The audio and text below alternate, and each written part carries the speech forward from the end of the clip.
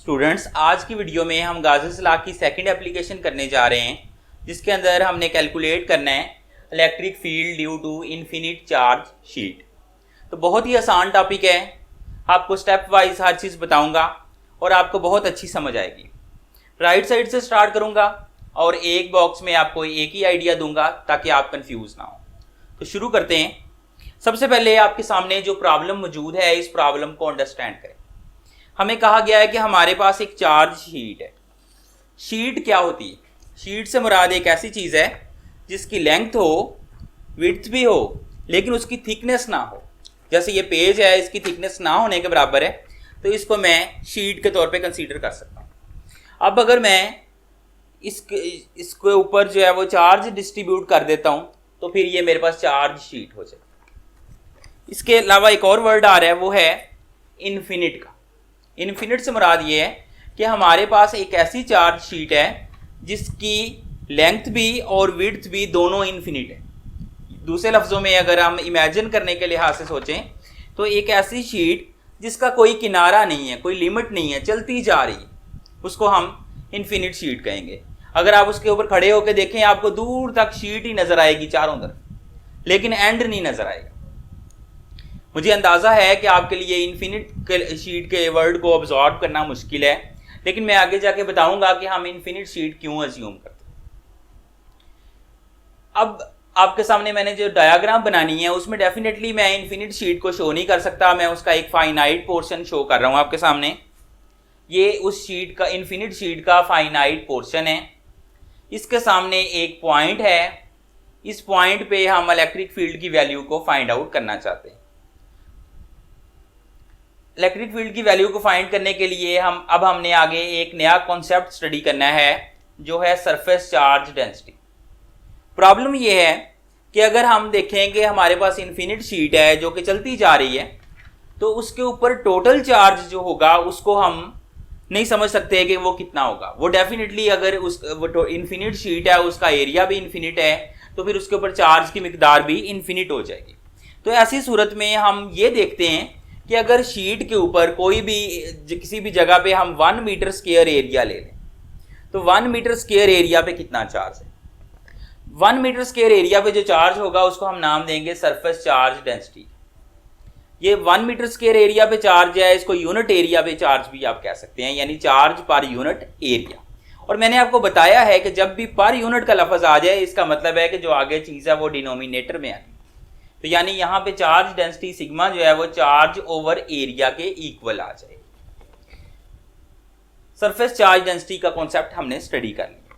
अब next concept ये है कि जो आपके पास शीट है, इन्फिनिट शीट, उसके ऊपर चार्ज जो है वो इक्वली डिस्ट्रीब्यूटेड है। ये नहीं है कि किसी जगह पे चार्ज की मिकदार ज्यादा है और कहीं और जो है चार्ज की मिकदार कम है। नहीं, तमाम पॉइंट्स पे शीट के चार्ज की जो मिकदार है वो समझ लें एक जैसी। अब डेफिनेटली शीट बहुत बड़ी है, तो हम इंटरेस्टेड किस में है? हम बात कर रहे हैं सरफेस चार्ज डेंसिटी की। यानी हर पॉइंट पे अगर 1 मीटर स्क्वायर एरिया आप ले लेते हो, तो शीट के ऊपर कहीं भी 1 मीटर स्क्वायर एरिया ले लोगे, चार्ज की मिकदार वही रहेगी। सिग्मा तमाम पॉइंट्स पे जो है वो सेम रहेगा। यूनिफॉर्म सरफेस चार्ज डेंसिटी है पूरी शीट पे। अब आते हैं आपके मेन क्वेश्चन की तरफ, जो आपके माइंड में होगा कि हमने इन्फिनिट शीट क्यों अज्यूम की, हमने फाइनाइट पोर्शन क्यों अज्यूम नहीं कर लिया। मसला ये है कि अगर हम फाइनाइट शीट लेते, मिसाल के तौर पे आपको यही शीट शो करता हूँ, मान लो कि ये इन्फिनिट नहीं है बल्कि इतनी है जितनी आपको नजर आ रही, तो ऐसी सूरत में अगर मैं इसको इस तरह से पकड़ूं तो आपको ये लाइन की तरह नजर आ रही होगी, एक सीधी लाइन की तरह। तो यहाँ पे मैंने रखा तो ये सीधी लाइन की तरह ये आपके सामने नजर आ रही है। शीट को मैंने शो किया और इसके ऊपर पॉजिटिव चार्ज है वो भी मैंने साथ डिस्प्ले किया। अब प्रॉब्लम ये होती है कि अगर मैं कोई और पॉजिटिव चार्ज, टेस्ट चार्ज लेके आता हूं, उसको शीट के सेंट्रल पॉइंट जो है उसके सामने इस पॉइंट पे रखता हूं, पॉजिटिव चार्ज को मैंने इस पॉइंट पे रखा है, तो होता क्या है, इस पॉइंट पे कह लो कि ऊपर वाले चार्जेस इस टेस्ट चार्ज पे नीचे को फोर्स लगाते हैं, नीचे वाले चार्जेस इस टेस्ट चार्ज पे ऊपर को फोर्स लगाते हैं। अब ऊपर को भी फोर्स लगेगी, नीचे को भी लगेगी, नेट इफेक्ट, कंबाइंड इफेक्ट क्या होगा कि फोर्स जो है वो हॉरिजॉन्टल लगेगी। हॉरिजॉन्टल से मुराद है कि जिस डायरेक्शन में आपकी शीट है, शीट के ऊपर 90 डिग्री पे शीट के परपेंडिकुलर लगेगी। कब? जब आपने टेस्ट चार्ज को शीट के सेंट्रल पॉइंट के सामने रखा है तब। अब अगर होता क्या है, अगर आप सेंटर से थोड़ा सा हट जाते हो, आप यहां पे पॉजिटिव चार्ज रख देते हो, अज्यूम करो, तो ऐसी सूरत में नीचे वाले चार्जेस इस पे ऊपर को फोर्स लगाएंगे। इसके ऊपर कोई चार्जेस है नहीं है, तो इस पे नेट फोर्स जो है वो ऊपर की तरफ लगे। सिमिलरली यहां पे नेट फोर्स जो है वो नीचे की तरफ लगे। जो पॉजिटिव चार्ज पे फोर्स की डायरेक्शन है वही इलेक्ट्रिक फील्ड की डायरेक्शन होती है। प्रीवियस वीडियोस में मैं आपको बता चुका हूं। तो इसका मतलब है इलेक्ट्रिक फील्ड की डायरेक्शन तीनों पॉइंट्स पे डिफरेंट होगी अगर आपकी शीट फाइनाइट है। अब देखें, फाइनाइट शीट थी, उसकी लिमिट्स थी, इस वजह से तीनों पॉइंट्स पे फील्ड की डायरेक्शन डिफरेंट आ गई। अगर हम आगे चलें, हम देखें कि हम एज्यूम करते हैं कि हमारे पास एक इन्फिनिट शीट है। इन्फिनिट शीट से मुराद है कि ये शीट है ऐसे, तो ये चलती जा रही है ऊपर को भी नीचे को भी। अब अगर मैं पॉइंट लेता हूं जो मुझे वक्ती तौर पे देखने में शायद साइड पे लग रहा होगा, ये थोड़ा साइड पे है, लेकिन ऐसी सूरत में जब मैंने यहां पे पॉइंट पे टेस्ट चार्ज रखा है, ये नीचे वाले चार्जेस इस पे ऊपर की तरफ फोर्स लगाएंगे जो शीट के, लेकिन चूंकि ये लामहदूद है, यहां पे भी तो चार्जेस होंगे ना, वो इस पे नीचे की तरफ फोर्स लगाएंगे। तो एज ए होल क्या होगा कि फोर्स कैंसिल आउट हो जाएगी अपवर्ड और डाउनवर्ड डायरेक्शन में, और नेट फोर्स जो है वो इस डायरेक्शन में लगेगी। अब चाहे आप चार्ज यहां रखो, चाहे यहां रखो, चाहे यहां रखो, कहीं भी रखो, अगर आपकी शीट इन्फिनिट होती है, तमाम पॉइंट्स पे चार्ज के ऊपर फोर्स जो है वो परपेंडिकुलर टू शीट लगती है। यानी अब इलेक्ट्रिक फील्ड किसी भी पॉइंट पे शीट के क्या है, परपेंडिकुलर है, शीट की प्लेन ऑफ शीट के नॉर्मल है। ये सिचुएशन जो है इसको हम गाउस लॉ से सॉल्व कर सकते हैं। ये सिचुएशन जो है इसको हम गाउस लॉ से सॉल्व नहीं कर सकते। इस वजह से हमने शीट को इन्फिनिट शीट माना हुआ है, और फाइनाइट शीट के लिए हम ये काम नहीं कर सकते। अब नेक्स्ट आगे चलते हैं। अब हमने पहले नंबर पे ये जो इन्फिनिट शीट है, इसकी वजह से हमें पता है इलेक्ट्रिक फील्ड की डायरेक्शन का। अब हमने इलेक्ट्रिक फील्ड लाइंस बनानी। अभी आप अंदर वाली सरफेस को भूल जाओ, सोचो कि ये शीट है इन्फिनिट, ऊपर को भी चल रही है, नीचे को भी, और इस तरह से शो की हुई है आपके सामने। अब इस पे आपने इलेक्ट्रिक फील्ड लाइंस बनानी। आपको पता है कि अगर आप पॉजिटिव चार्ज इस तरफ रखते हो तो पॉजिटिव ने रिपेल करना है, और रिपल्शन भी 90 पे होनी है, इसलिए लाइंस इस तरह से बना सकते हैं। अब एक और बात है, सिर्फ इस तरफ रखने से चार्ज शीट ने फोर्स नहीं लगानी। अगर ये शीट है ना, चार्ज यहां रखोगे फोर्स लगेगी, इधर को इधर रख दो तो चार्ज तो यहां मौजूद है, वो पॉजिटिव को फिर भी रिपेल करेगा। तो ऐसी सूरत में फोर्स इस डायरेक्शन में लगेगी। तो दोनों तरफ फोर्स लगनी है, यहां भी इलेक्ट्रिक फील्ड मौजूद है, शीट के पिछली तरफ भी इलेक्ट्रिक फील्ड मौजूद है इस शीट की वजह से। तो हम क्या करेंगे, हम दोनों तरफ लाइंस ड्रा करेंगे। शीट के इस तरफ लाइंस हम इस डायरेक्शन में ड्रा करेंगे, पीछे वाली तरफ लाइंस इस डायरेक्शन में ड्रा करेंगे, और ये शीट के साथ डेफिनेटली 90 डिग्री पर होंगी। और मैं अब आपको इसका 3 डायमेंशनल मॉडल भी दिखाता हूं कि सपोज आपके पास ये इन्फिनिट शीट का फाइनाइट पार्ट है, छोटा सा हिस्सा है, और इस पे मैंने लाइंस को शो किया है। लाइंस शीट के दोनों तरफ निकल रही हैं, हर चार्ज से लाइंस निकल रही हैं, और तमाम लाइंस जो हैं उनका शीट के साथ एंगल कितना है, 90 डिग्री का है, शीट के ऊपर परपेंडिकुलर है। इस तरफ भी लाइंस होंगी, इस तरफ भी लाइंस होंगी, दोनों तरफ लाइंस जो हैं वो निकल रही होंगी। अब हमारा नेक्स्ट पर्पस है, हमने गाउस लॉ अप्लाई करना है, और उसके लिए हमने गाउसियन सरफेस चूज करनी। जो ये सामने आपके सरफेस नजर आ रही है, ये ब्लैक सी, ये क्या है, ये गाउसियन सरफेस। हो सकता है यहां से आपको बहुत अच्छी तरह पता ना चल रहा हो कि ये सरफेस किस तरह की है, तो मैंने आपके लिए वो भी एक मॉडल बनाया है जिसमें मेरे पास एक शीट है और उसके अंदर से मैंने गाउसियन सरफेस गुजारी हुई है। ये देखें, ये शीट है और इसके अंदर ये गाउसियन सरफेस मौजूद है ग्रीन कलर में, जो आपको नजर आ रही होगी, जिसके ऊपर टेपें टूपें भी लगी हैं।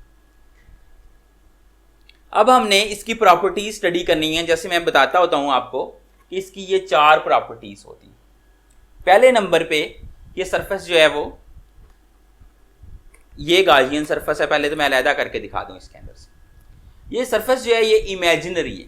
इमेजिनरी का मतलब ये है कि अगर आपके पास असल में अपरेटस होता तो आपको कैलकुलेशन के लिए ये सरफेस उसके अंदर गुजारने की ज़रूरत नहीं थी। आपने सिर्फ अपने माइंड में सोचना है इस सरफेस के बारे में। मैंने क्यों इसको बनाया, अब ये तो आपके सामने रियली आपको नज़र आ रही है। मैंने इसलिए बनाया है कि मैं अपने माइंड में सोच लेता तो आपके माइंड तक वो बात कैसे पहुंचती। तो उसके लिए मैंने एक सरफेस बनाई है, मॉडल बनाया है, ताकि आपको भी पता चले कि मैं क्या सोच रहा हूँ और आपने अपने माइंड में कुछ इस तरह की चीज़ सोचनी है। ये आपकी गाजियन सरफेस होगी, इमेजिनरी है पहले नंबर पे। दूसरे नंबर पे क्लोज्ड है। अब देख लो कि ये चारों तरफ से सरफेस जो है ये बंद है, इधर से भी बंद है, इधर से भी बंद है। मैं जस्ट एक पाइप भी ले सकता था पीवीसी का, लेकिन उस सूरत में वो दोनों साइड से ओपन होना था। तो ये क्लोज सरफेस है। गाज़ेस लॉ सिर्फ क्लोज सरफेसेस के लिए ही होल्ड करता है। तीसरी है, इसमें पॉइंट जरूर शामिल होना चाहिए। मिसाल के तौर पे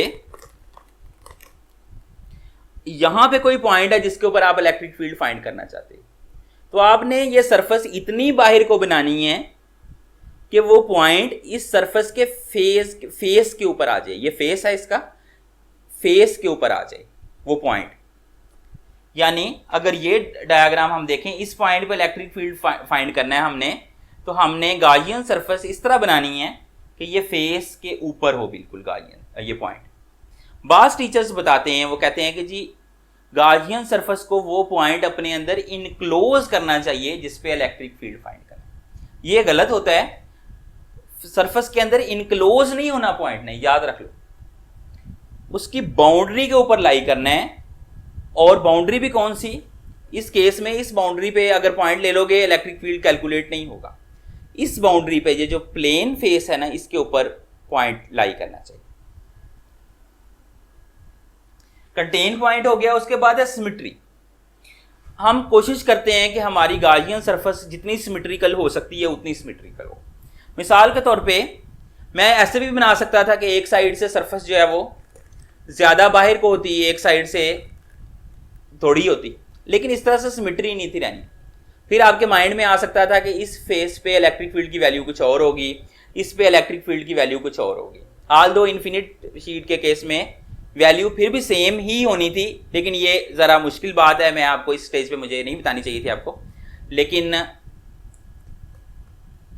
फॉर मतलब थिंकिंग पर्पस आप ये इमेजिन कर सकते थे कि इधर इलेक्ट्रिक फील्ड की वैल्यू कुछ और होगी, इधर कुछ और होगी। अगर ये फासला डिफरेंट होता, यहाँ से यहाँ तक फासला ज़्यादा होता, यहाँ पे फासला कम होता। तो अब अगरचे पॉइंट तो हमारा एक तरफ था, यहाँ पॉइंट था, इधर हमारा कोई पॉइंट नहीं था जिसपे हमने इलेक्ट्रिक फील्ड कैलकुलेट करना है। शीट के किसी एक तरफ ही कोई जनरल पॉइंट होना है ना, तो जिससे यहाँ था तो इधर कोई पॉइंट नहीं था। लेकिन हमने सिमेट्री बनाने के लिए जितना इस फेस का फासला रखा है शीट से, उतना ही इस फेस का फासला रखा है शीट से। अब ड्यू टू सिमेट्री हम कह सकते हैं कि जो इलेक्ट्रिक फील्ड की वैल्यू यहाँ पे है वही इस फेस पे होगी, तो इस वजह से कैलकुलेशन आसान हो जाएगी। तो हमने सिमेट्री की भी बात कर ली। आगे हमने मजीद कैलकुलेशन करनी है। हमें पता है कि ये जो फेस आपको नजर आ रहा है इसका एरिया कितना है, ये एरिया कितना है। ये दोनों एरियाज जो हैं, ये वाला और ये वाला, आपस में इक्वल होने हैं। आपको शीट से बताऊं, मॉडल से, तो ये वाला एरिया और ये वाला एरिया, ये दोनों एरियाज क्या होंगे, आपस में इक्वल होंगे। तो हम कहते हैं कि दोनों में से अगर कोई एक एरिया को हम सपोज कैपिटल ए का नाम देते हैं, तो फिर दोनों फेसेस का एरिया जो है वो सेम हो जाएगा। एरिया ऑफ ईच फेस वो बराबर है, तो वो हम ए के बराबर कह सकते हैं। अब दो एरियाज तो ये वाले हैं, एक एरिया इस फेस का, एक एरिया इस फेस का। एक एरिया और भी है, वो कौन सा है?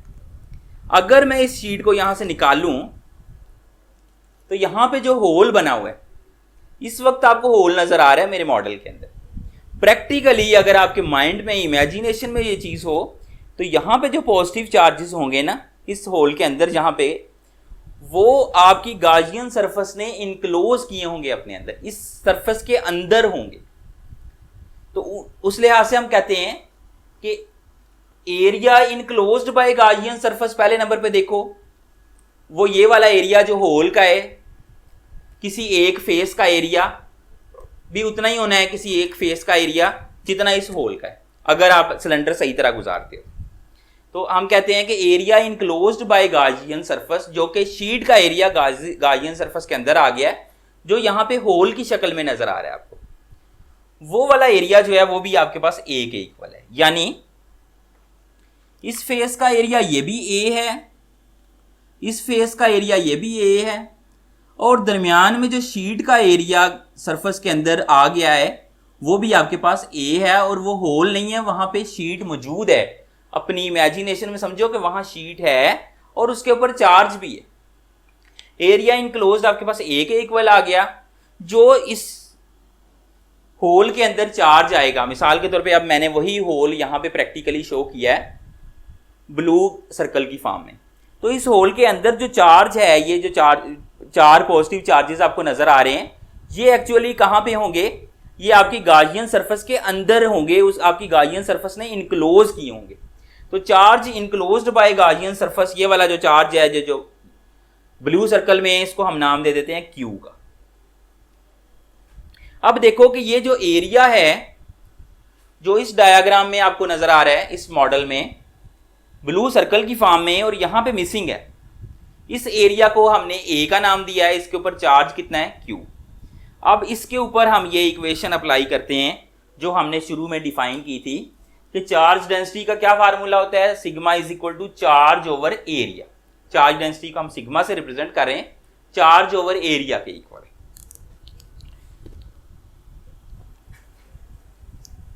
तो sigma is equal to charge कितना है, यहां पे क्यू है, चार्ज की जगह क्यू पुट कर दो। एरिया कितना है? ए है, उसकी जगह ए पुट कर दो।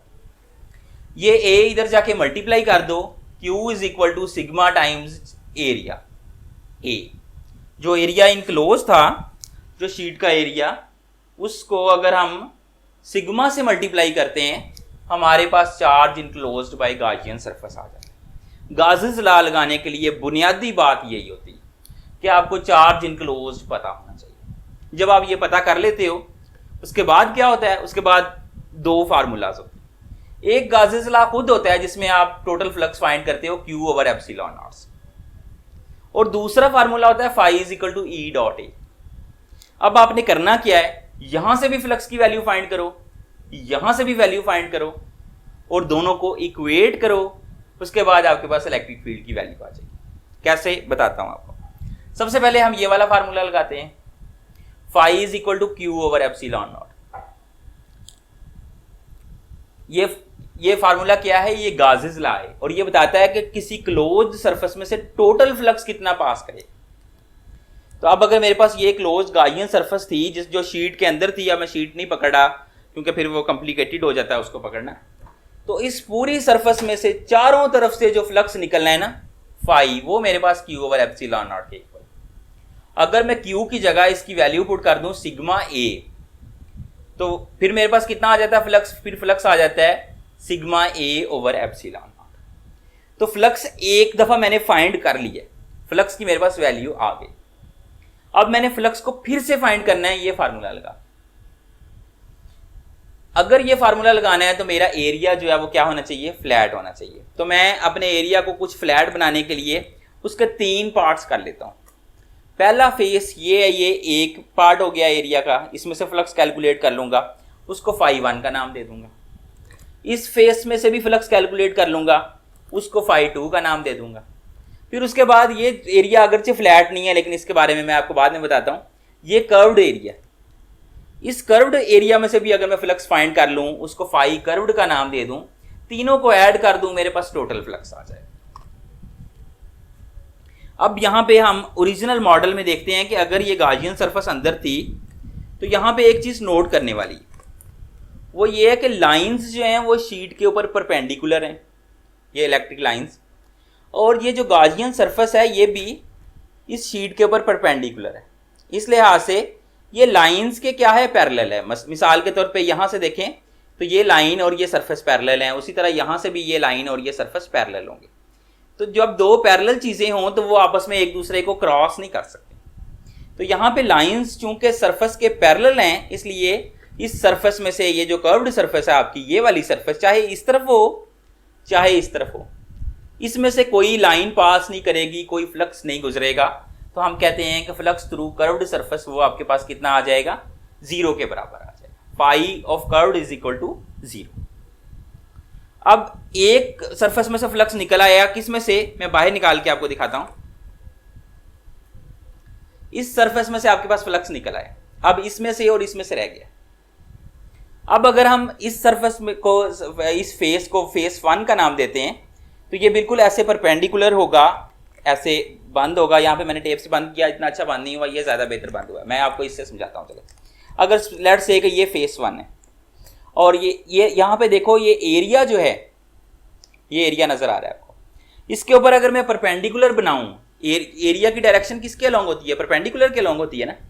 तो एरिया के ऊपर परपेंडिकुलर की ये डायरेक्शन, ये मार्कर से मैं आपको शो कर रहा हूँ। ऐसे इलेक्ट्रिक लाइंस जो इसके अंदर से निकलेंगी, अगर मॉडल की फॉर्म में आप रख के अज्यूम करो, तो वो भी इसी डायरेक्शन में होंगी, नॉर्मल के अलॉन्ग होंगी। ये एरिया के ऊपर नॉर्मल और इलेक्ट्रिक फील्ड क्या हो जाएंगे, पैरेलल होंगे, यहाँ पे भी और यहाँ पे भी, दोनों फेसेस पे ऐसा ही होगा। तो हम कहते हैं φ1 is equal to E dot A. यहाँ पे इलेक्ट्रिक फील्ड को मैंने ई कहा है और एरिया इसका ए है, और मैंने आपको यहाँ बताया था कि यहाँ पे भी इलेक्ट्रिक फील्ड का मैग्नीट्यूड वही होना है। क्यों मैग्नीट्यूड वही होना है, क्योंकि मैंने सिमेट्रिकली बताया था कि दोनों जगह इलेक्ट्रिक फील्ड सेम है। तो यहाँ पे भी इलेक्ट्रिक फील्ड ई है, यहाँ पे भी एरिया ए है। तो पहले इस फेस की बात करो, तो φ1 is equal to E dot A, dot product का फार्मूला ओपन करो, E A cos of theta, cos of theta की जगह 0 डिग्री पुट करो, कॉस 0 आपके पास कितना आएगा, 1 के बराबर आ जाएगा, मल्टीप्लाई करोगे ई ए आंसर आ जाएगा। ये आपके पास φ1 आ गया, ये वाला। अब आपने φ2 फाइंड करना है, तो φ2 के लिए भी बिल्कुल वैसे ही सारा काम करना है, क्योंकि यहाँ पे भी एरिया और इलेक्ट्रिक फील्ड एक दूसरे के पैरेलल हैं, जैसे यहाँ पे। तो हम वही चीज अप्लाई करेंगे, तो φ2 जो है हमारे पास, ये वाली चीज, ये भी हमारे पास ई ए के इक्वल आ जाएगी। अब देखो, हमने टोटल फ्लक्स कैलकुलेट करना था, इन तीनों को ऐड करके आना था। ये चीज आपके पास कितनी आई, 0, इसकी जगह 0 पुट करो।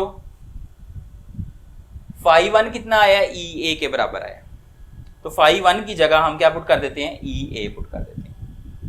φ2 हमारे पास कितना आया, वो भी ई ए आया, उसकी जगह भी ई ए पुट कर देते हैं। फाई कर्व्ड ऑलरेडी बता चुका हूं, ये तीसरे वाला, ये 0 आ गया, इसकी जगह 0 पुट कर दें। अब तीनों को ऐड करो, क्या आंसर आएगा, 2EA। अब यहां पे फ्लक्स आपके पास दोबारा कैलकुलेट हो गया। हमने पहले जो फ्लक्स कैलकुलेट कर लिया था, दोबारा कैलकुलेट करने की क्या जरूरत थी, इसलिए जरूरत थी कि हमने दोनों को इक्वेट करना था, दोनों को बराबर रखना था। बराबर रखो इसको, 2EA आपके पास बराबर आ गया sigma A over epsilon not. अब आप क्या करो, दोनों साइड से ए को कैंसिल आउट कर दो, आपके पास यहां पे ई बच गया और 2 बच गया। ये 2 जो है इसको दूसरी तरफ लाके डिवाइड कर लो, तो ई आपके पास कितना आ गया, सिग्मा ओवर 2 एप्सिलॉन। तो ये आपके पास इलेक्ट्रिक फील्ड की वैल्यू आ गई है, उसका मैग्नीट्यूड आ गया। अगर मैं कहूं कि मैंने इलेक्ट्रिक फील्ड को वेक्टर फॉर्म में फाइंड करना है, उसकी डायरेक्शन भी फाइंड करनी है, तो फिर मुझे साथ यूनिट वेक्टर लगाना पड़ेगा इलेक्ट्रिक फील्ड की डायरेक्शन में। मिसाल के तौर पे यहाँ पे मेरे पास शीट थी, इस पे इलेक्ट्रिक फील्ड की क्या डायरेक्शन थी, परपेंडिकुलर टू शीट। तो मैं यूनिट वेक्टर अज्यूम कर लेता हूँ, यहाँ पे किसी भी पॉइंट पे उसकी डायरेक्शन ये आर कह देता हूँ उसको। ये मेरा यूनिट वेक्टर है जो शीट के परपेंडिकुलर है तमाम पॉइंट्स पे। इसी तरह इधर है तो इधर का भी परपेंडिकुलर, तो मैं उसको आर से रिप्रेजेंट करता हूँ, यहाँ पे आर पुट कर देता हूँ, मेरे पास इलेक्ट्रिक फील्ड वेक्टर फॉर्म में आ जाता है sigma over 2 epsilon naught into R. अब कैलकुलेशन तो मैंने कर ली, अब इससे बेनिफिट क्या होगा। पहले नंबर पे आपके ज़हन में ये सवाल आएगा कि ये रिजल्ट जो है वो हमें बता क्या रहा है। ये हमें जो बेसिक चीज़ बता रहा है, इसमें सिग्मा है चार्ज डेंसिटी, जो आपके पास शीट है उसके ऊपर चार्ज पर यूनिट एरिया कितना है, उसके ऊपर इलेक्ट्रिक फील्ड की वैल्यू डिपेंड कर रही है। खासतौर पे अगर स्केलर फॉर्म में देखें, इलेक्ट्रिक फील्ड की मैग्नीट्यूड सिग्मा के ऊपर डिपेंड कर रही है, एप्सिलॉन नॉट वैसे ही कांस्टेंट होता है, और किसी चीज पे इलेक्ट्रिक फील्ड की वैल्यू डिपेंड नहीं कर रही। मजे की बात है, अगर ये शीट है इन्फिनिट है, अगर आप इसके करीब जाओ या दूर जाओ, दोनों पॉइंट्स पे इलेक्ट्रिक फील्ड की वैल्यू सेम होगी। ये नहीं होगा कि करीब वाले पॉइंट पे इलेक्ट्रिक फील्ड ज्यादा हो, दूर वाले पे कम हो, नहीं, दोनों जगह इलेक्ट्रिक फील्ड सेम होगा। ये काफी ज्यादा हमें कॉमन सेंस से हट के चीज लगती है, लेकिन फार्मूला हमें यही बता रहा है। उसकी वजह क्या है, जब शीट इन्फिनिट है, लाइंस जो हैं वो परपेंडिकुलर है शीट के, वो लाइंस आपस में पैरेलल हैं, ये सारी लाइंस आपस में पैरेलल हैं। जहाँ पे लाइंस पैरेलल होती हैं वहाँ पे इलेक्ट्रिक फील्ड क्या होता है, यूनिफॉर्म होता है। तो एक तो इन्फिनिट शीट के पास इलेक्ट्रिक फील्ड यूनिफॉर्म है, यानी डिस्टेंस पे डिपेंडेंस नहीं है इलेक्ट्रिक फील्ड की, एक बात होगी। दूसरी चीज़ आपके माइंड में आएगी कि इन्फिनिट शीट कहाँ होती है, इन्फिनिट शीट तो एग्जिस्ट ही नहीं करती, तो फिर हमें इस फार्मूले का क्या बेनिफिट मिलेगा या इस फार्मूले का क्या फ़ायदा होगा। तो वो फार्मूला इस सूरत में होल्ड करता है, अगर देखो ना ये आपके पास कोई फाइनाइट शीट ही है, कह लो से फाइनाइट शीट है, लेकिन आपका जो पॉइंट है वो इस शीट के बहुत ज़्यादा करीब है, पॉइंट का शीट से फासला बहुत कम है as compare to size of sheet. तो ऐसी सूरत में ये जो फाइनाइट शीट है ये भी इन्फिनिट शीट के तौर पे बिहेव करेगी, यानी अगर आप इसके बिल्कुल करीब यहाँ पे करके कोई चार्ज रख देते हो इस रीजन में, तो उसके ऊपर यही इलेक्ट्रिक फील्ड एक्ट करेगा। तो इन सम सेंस फाइनाइट शीट को भी इन्फिनिट बनाया जा सकता है। कैसे? अगर पॉइंट आपका उसके सेंटर के करीब हो और उसका शीट से फासला जो है वो बहुत कम हो, उसके साइज के लिहाज से कम से कम बहुत कम हो। ये इसकी एक एप्लीकेशन होगी। दूसरी चीज, ये दो होगी, बल्कि दो चीजें बता दी। अब तीसरी चीज आपको बताता हूं। अगर आपके पास ये शीट है और कोई पॉइंट है जो इससे दूर है, अब यहां पे इन्फिनिट शीट वाली अप्रोक्सीमेशन नहीं लग सकती, बिल्कुल करीब होता तो अप्रोक्सीमेशन लग जाती, लेकिन फिर भी आपको ये फार्मूला कुछ इंफॉर्मेशन देगा। अगर आप ये फार्मूला लगा के इलेक्ट्रिक फील्ड की वैल्यू फाइंड आउट करो, तो यहाँ पे जो प्रैक्टिकली वैल्यू होगी इस पॉइंट पे इलेक्ट्रिक फील्ड की, इस फाइनाइट शीट की वजह से वो उस वैल्यू से कम होगी, ज्यादा नहीं हो सकती। तो इस तरह से कम आपको एक लिमिट मिल जाएगी कि कोई भी अगर आपके पास फाइनाइट शीट है और उसके ऊपर चार्ज यूनिफॉर्मली डिस्ट्रीब्यूटेड है, आप जितना मर्जी उसके करीब चले जाओ, आपका इलेक्ट्रिक फील्ड इस वैल्यू से नहीं बढ़ेगा, ज्यादा से ज्यादा इतना हो। तो एक तरह से ज्यादा की आपको एक इंफॉर्मेशन मिल जाती है किसी शीट के बारे में, फाइनाइट शीट के बारे में प्रैक्टिकली। तो उम्मीद करता हूं कि आज की वीडियो आपको अच्छी लगी होगी। काफ़ी ज़्यादा हार्डवर्क हुआ और मुझे बाज़ दफ़ा लगता है कि जितना मैं हार्डवर्क करता हूं उस लिहाज से शायद वीडियोस रैंक नहीं होती। तो मैं आपसे उम्मीद करता हूं कि आप वीडियोस को ज़्यादा से ज़्यादा लाइक करें और कमेंट्स करें, ताकि जितनी मेहनत हो रही है उसका कम से कम कुछ फ़ायदा कम से कम दूसरे लोगों को हो, ज़्यादा से ज़्यादा लोगों तक ये वीडियोस पहुँचें और ज़्यादा से ज़्यादा लोगों को इसका बेनिफिट मिले।